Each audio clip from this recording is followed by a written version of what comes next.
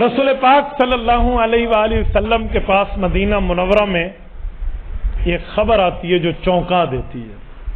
وہ خبر کیا ہے؟ آپ جانتے ہیں کہ جہاں کا پانی بندے کو میسر ہو اور اچھا لگے، موافق لگے، لوگ وہاں رہائش اختیار کرنا باعث سعادت سمجھتے ہیں. پوچھئے نا جنگل میں بھئی اس جگہ رہائش کیوں ہے اتنی زیادہ؟ کہا اس سے پانی بہت اچھا ہے، یہاں کا پانی موافق ہے. چلو اور چھوڑیں، اس کی عام مثال لیں. بواد غیر ذی زر، قرآن کہتا ہے کہ مکہ مکرمہ میں کوئی چیز نہیں اگتی. تو بھائی نہیں اگتی تو ادھر مجمع آیا کیوں ہے؟ وجہ جو پہلی بنیاد حضرت اسماعیل علیہ السلام کے پاؤں مبارک کی چوٹ سے جو زمزم کا کنواں نکلا ہے، اسے دیکھ کر مورخین نے لکھا ہے قبیلہ جرہم آیا اور انہیں دیکھتے ہوئے دنیا جمع ہو گئی. پانی موافق تھا نا، مجمع اور آبادی بڑھتی گئی. تو حضرت رسول اللہ کو بھی ایک کنویں کا پانی موافق تھا مدینہ طیبہ میں. اس کنویں کا نام ہے بئر روما. میں نے اس کنویں کی زیارت بھی کی ہے اور اس کا پانی بھی پیا ہے. اللہ تعالیٰ آپ کو مدینہ منورہ لے جائے. آپ جائیے جسے کہتے ہیں مسجد قبلتین. مسجد قبلتین میں آپ جائیے، اس کی شمالی سمت آپ ہوئیے. زیادہ سے زیادہ جو ہوگا 1 کلومیٹر کا سفر نہیں ہے، وہاں سے بئر روما ہے. اور بئر روما آج کل محکمۃ الغابہ کے زیر نگرانی ہے، یعنی جنگلات کا جو محکمہ ہے ایریگیشن کا، سعودیہ کا. کنواں آج کل بند ہے، اوپر پہ واٹر پمپ وغیرہ وہ سکر وغیرہ لگا کر اس کو رکھا گیا ہے، اور وہ وہاں سے باقاعدہ مشین پانی نکالتی ہے اور پانی میسر آتا ہے. اللہ نے کرم کیا، ہمیں مدینہ منورہ میں اس کا کوئی ایک جاننے والا کوئی واسطہ ملا ہے جس واسطے سے میں وہاں گیا ہوں، اور ہم نے اس کی زیارت بھی کی اور وہاں سے پانی بھی ہے. لوگ لے کر جاتے ہیں، اس کے آگے باقاعدہ نل وغیرہ لگے ہوئے ہیں. یہ بئر روما کا کنواں بہت زبردست کنواں ہے. اور اس پر ایک مزے کی بات آپ کو سناؤں، جو اس پر واٹر پمپ لگا ہے نا، اس باغ کا باقاعدہ وابڈہ ان سے، جو ان کا وابڈہ ہے نا، وہ بل لیتا ہے جس کے اوپر وہ لگے ہوئے نا واٹر پمپ سرکاری طور پہ. اور وہ بل جو ہے نا بجلی کا، وہ حضرت عثمان غنی رضی کے نام سے رجسٹرڈ ہے آج بھی. وہ اسی ترتیب وہ بل غربا کے لیے جمع ہے اور وہاں سے پوری ترتیب ہے ان کی. یہ وہ کنواں ہے جس کنویں کا پانی اللہ کے رسول کو خوشگوار ہونے کے ناطے بہت پسند تھا، لیکن ملکیت ایک یہودی کی ہے. اور جب اس تک یہ خبر پہنچے کہ دنیا پانی لے کر جاتی ہے نا، اس کی زمین میں آتا ہے، اسے نہیں پتا کہ اس کی اتنا کنویں کی اہمیت مسلمانوں کے یہاں بڑھ گئی ہے کہ مسلمانوں کے نبی بھی یہاں سے پانی، جیسے دنیا لے جاتے ہیں وہاں سارے پانی پیتے ہیں. تو اس نے اعلان کر دیا جی یہ ہے جی وہ ہے، اب میں پیسوں سے پانی ادھر سے سمجھ لیں. تو اللہ کے رسول کو بتایا گیا کہ بئر روما کا معاملہ یہ ہو گیا، آج کل پانی لینے میں مشکلات آ گئی ہیں. اس تک یہ بات پتہ چل گیا، آج تک دنیا پیتی تھی، اس کی زمین میں آتا تھا، اسے پتہ ہی نہیں. اب اس کو یہ خبر پتہ چلی تو اس نے ڈرامے کرنا شروع کر دیے. تو حضور پاک علیہ الصلوۃ والسلام کی اس بات پر جبرائیل امین آئے ہیں اور آ کر اللہ کے رسول کو یہ خوشخبری دی ہے کہ آپ اعلان کر دیں کہ جو مسلمان اس کنویں کو خرید کے مسلمانوں پر وقف کرے گا، حضور پاک صلی اللہ علیہ وسلم اس کے لیے جنت میں ایک گھر کی ضمانت دیتے ہیں. سبحان اللہ. اللہ کے رسول نے کھڑے ہو کر اعلان فرما دیا ہے. اور حضرت عثمان غنی، یا رسول اللہ یہ بشارت میرے لیے بھی ہوگی کہ اگر میں جاؤں؟ کہا جی ہاں. حضرت عثمان چلے گئے کنواں لینے. اس نے دیکھا کہ مدینہ منورہ کا اتنا بڑا بزنس مین آدمی، جس کے ہاں آنے جانے میں اونٹوں کے لدے ہوئے لشکر ہوتے ہیں، یہ کنواں لینے میرے پاس آیا، کوئی وجہ ہوگی. اس نے نرخ بھاؤ چڑھاؤ کے چکر میں نا اس نے ریٹ بڑھانے شروع کر دی کہ جی میں بیچتا نہیں ہوں، میں یہ نہیں کرتا. حضرت عثمان نے اسے کہا یار بات سن، آج تک دنیا یہاں سے پانی پی رہی ہے، تو کہتے یہ وہ، ذرا تو اس کی قیمت لگا، اگر بیچنا پڑے کتنے کا بیچے گا بتا. یوں اسے کھلی آفر دی نا تو اس کے دل میں کوئی پیسوں کے لالچ آ گیا. تو اس نے ایک بات سوچی، اب نفرت بھی ہے مسلمانوں سے اور ادھر سے پیسوں کی آفر بھی کھلی آ گئی ہے. تو کہنے لگا اچھا ایسا ہے کہ میں آدھا کنواں بیچتا ہوں، آدھا نہیں بیچتا. حضرت عثمان اس کی چال سمجھنے کی کوشش کرتے ہوئے پوچھنے لگے آدھا کیوں بیچتے ہیں؟ اور آدھا بیچنے کا مطلب کہ ہم دیوار ڈالیں گے درمیان میں؟ نہیں آدھا بیچتا ہوں. ایک دن میں کماؤں گا، ایک دن تو کمانا۔ اس نے سمجھا یہ اتنے پیسے اسی لیے مجھے دے رہا ہے کہ یہ کمائے گا یہاں سے، یہاں پہ ٹکٹ لگائے بھائی اتنے پیسوں کا ایک ڈول دوں گا اور اتنے پیسوں کا ایک گلاس دوں گا۔ حضرت عثمان غنی پہ جب بات آشکارا ہوئی ہے تو کہا اچھا اچھا اچھا ہاں یار مجھے بھی تو ظاہری بات ہے اب کمانا ہی تو ہے نا۔ انہوں نے کہا آپ نے کمانا ہے اور عثمان نے بھی تو کمانا ہے نا، لینا بدلہ اللہ سے ہے۔ کہا آدھا بک گیا، کہا جی آدھا بک گیا، کتنے پیسے؟ جی یہ لے۔ یقین مانے تاریخ میں یہ دو موقع ایسے ہیں جہاں کسی ایک مسلمان نے ایک بے ایمان سے معاہدہ کیا اور پیسوں پہ کیا ہے، اور اس نے لالچ میں جو مانگا ہے مسلمان نے اس کے منہ میں اس کو وہی پیسے دیے ہیں، اور تاریخ گواہ ہے کہ یہ دو سودے بڑے کامیاب رہے ہیں۔ نمبر ایک، حضرت ابوبکر صدیق نے جب حضرت بلال کو خریدا تھا۔ نمبر دو، جب حضرت عثمان نے بئر روما خریدا ہے رضی اللہ عنہ۔ نستورہ جو غلام تھا نا حضرت ابوبکر صدیق کو، بڑا موٹا تازہ، اس کی طاقت کے بڑے چرچے تھے کہ جو 10 غلام ایک جگہ کام نہیں کر سکتے نستورہ اکیلا کر سکتا ہے۔ یہ حضرت ابوبکر کا غلام تھا۔ حضرت صدیق اکبر کئی بار اسے دعوت دین دے چکے تھے کہ کلمہ پڑھ لے کلمہ پڑھ لے کر، وہ کہتا تھا غلام میں آپ کا ہوں، تنخواہ کاٹ لو آپ کی مرضی ہے بابا، کلمہ ملمہ نہیں پڑھتا، میں نہیں پڑھتا۔ حضرت ابوبکر صدیق کے دل میں یہ بات کلک اور افسوس کے طور پہ تھی کہ یار اس کی آخرت برباد ہو جائے گی، یہ جہنم سے بچ کے جنت والا تو نہ بن سکا۔ جب احد کی صدائیں ابوبکر کے کان کو چیرتی ہوئی دل تک آتی تھی نا حضرت بلال کی مظلومانہ آواز، وہ ایک توحید کا نغمہ مستانہ جو ہوتا تھا، تو حضرت ابوبکر نے حضور پاک کی اجازت سے جا کر یہ غلام خریدنے کے لیے اس امیہ بن خلف سے بات شروع کی۔ امیہ بتا پیسے کیا لے گا؟ اس نے کہا ابوبکر ریشم کا کاروبار کرنے والا ہے، تو کیا کرتا ہے اس غلام کو لے کر؟ کہا چھوڑ یار، یہ بتا تجھے چاہیے کیا اگر یہ بیچنا پڑے؟ اس نے جب دیکھا نا ابوبکر کا اصرار بڑھ رہا ہے تو اس نے کہا اتنے اوقیہ چاندی، اتنے دینار اور 7 نستورہ غلام بھی مجھے دینا پڑے گا۔ بیک جنبش قلم جسے کہتے ہیں نا کہ ایک ہی قلم پہ بات پوری کرنا۔ ابوبکر صدیق رضی اللہ عنہ نے یوں ہاتھ بڑھایا، کہا یار مجھ سے طے کر، بسم اللہ طے کر لو، یہ تینوں چیزیں میں تجھے دینے کے لیے تیار ہوں، اتنے اوقیہ چاندی بھی، اتنے دینار بھی اور نستورہ غلام بھی، میرے ساتھ طے کر لے، مجھے بلال دے دے۔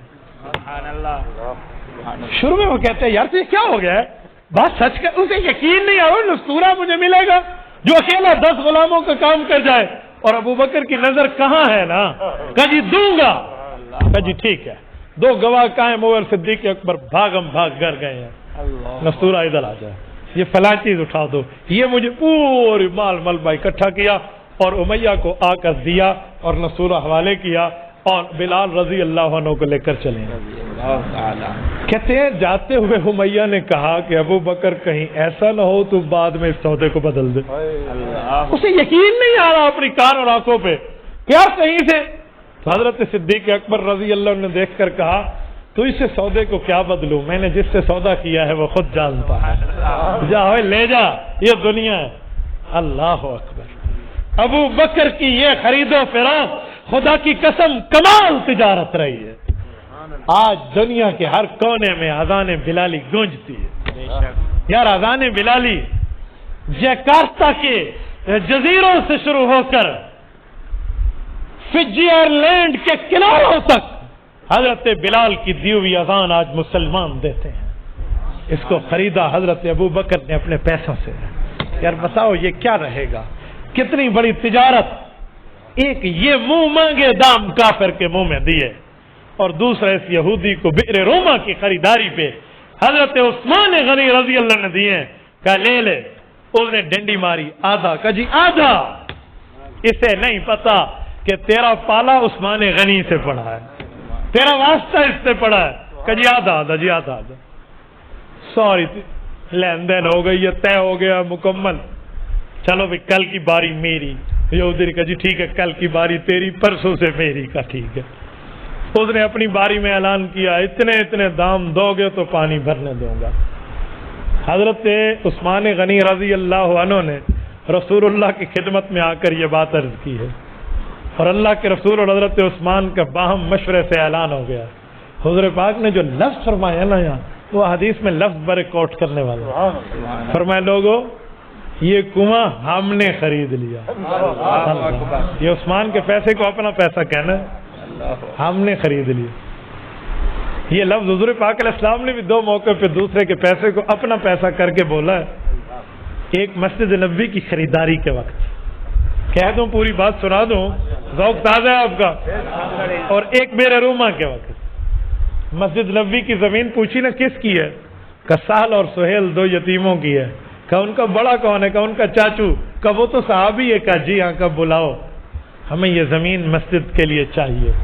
یار کیا وقت ہوگا جب پیغمبر اسلام اپنی مسجد کے لیے جگہ خرید رہے ہیں. انہوں نے کہا یا رسول اللہ ہمارا جان مال وقت آپ پہ قربان، یہ زمین کیا، بھتیجوں کو اپنی جیب سے دے کر معاملہ طے کر لوں گا، میں ظالم چاچا نہیں ہوں، آپ یہ زمین لے لیجیے. حضور پاک نے فرمایا جی نہیں، ہم قیمت ادا کریں گے. اس موقع پہ بھی ابو بکر نے قیمت ادا کی ہے. ٹھیک ہے. کیسے ابو بکر صدیق کے مال کو اپنا مال فرمایا؟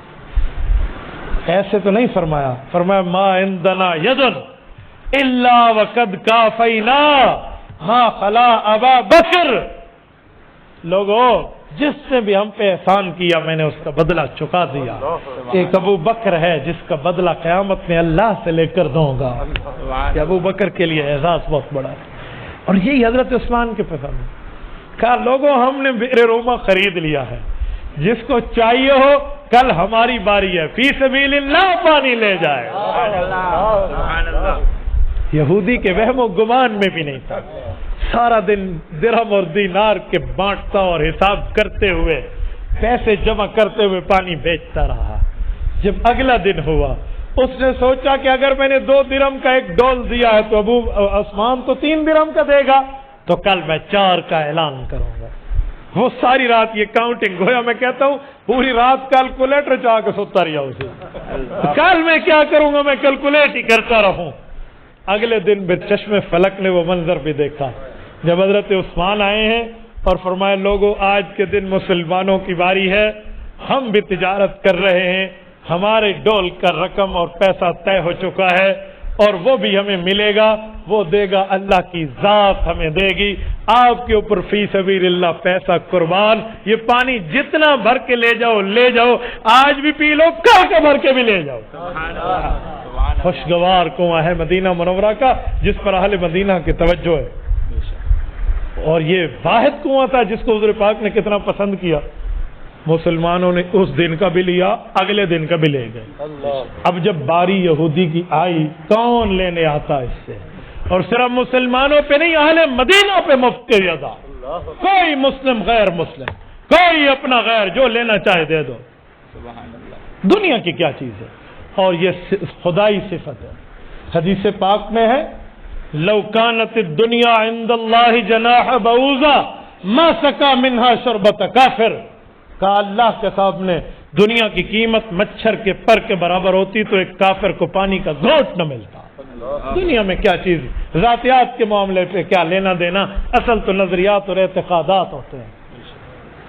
تو اگلے دن یہودی ہاتھ پہ ہاتھ دھرے بیٹھ گیا. اس کے خاندان والے بھی عثمان کی باری میں پانی لے چکے تھے. یہ اب اگلے دن راندہ درگاہ ہو کے شرمندہ ہو کر منہ لٹکائے عثمان غنی کے در پہ آیا ہے. حضرت عثمان غنی باہر آئے ہیں. کہ جی آپ سے بات کرنی ہے. کہ جی کرو. کہ باقی آدھا بھی میں بیچنا چاہتا ہوں اگر آپ لے لیں تو. پہنچ گئے نا وہاں پر جہاں تجھے پہنچانا چاہتے تھے. آج پہنچ گیا نا وہاں. اللہ کیا استدلالی جواب ہے حضرت عثمان کا. کا مشورہ کر کے بتاتے ہیں تجھے تھوڑی جلدی موت نہیں دینی. اللہ کے رسول سے پوچھ کے جو جواب دیا ہے نا، کا ایک شرط کے ساتھ لیں گے. وہ انتظار میں وہ شرط کون سی ہے؟ کہ اب صرف کنویں کی تجارت نہیں ہوگی، جو باغ ساتھ ٹھہرا ہوئے وہ بھی تجھے بیچنا پڑے گا. کوئی نے کہا جی ٹھیک. یعنی پورا یہودیت کا یہاں سے کلا کما کریں گے نا، ادھر یہودی دوبارہ پاؤں رکھنے نہ آئے. سب یہ اس باغ میں جو سارا باغ بھی ہمیں دے گا، زمین ہوگا، ریٹ تو دے دے. کہا جی ٹھیک ہے. اس نے مرتا کیا نہ کرتا، رونا چاہ رونا، آخر اس نے باغ بھی دیا ہے اور وہ کنواں بھی دیا ہے اور چل۔ حضرت عثمان کا اعلان ہے رسول اللہ کی طرف سے کہ اب یہ پورا کنواں ہمیشہ کے لیے مسلمانوں پہ وقف ہے، جب چاہو دن رات میں آپ پانی لے سکتے ہو، مسلمانوں پر بھی اور غیر مسلم پر بھی۔ تبارك الذي نزل الفرقان على عبده ليكون للعالمين نذيرا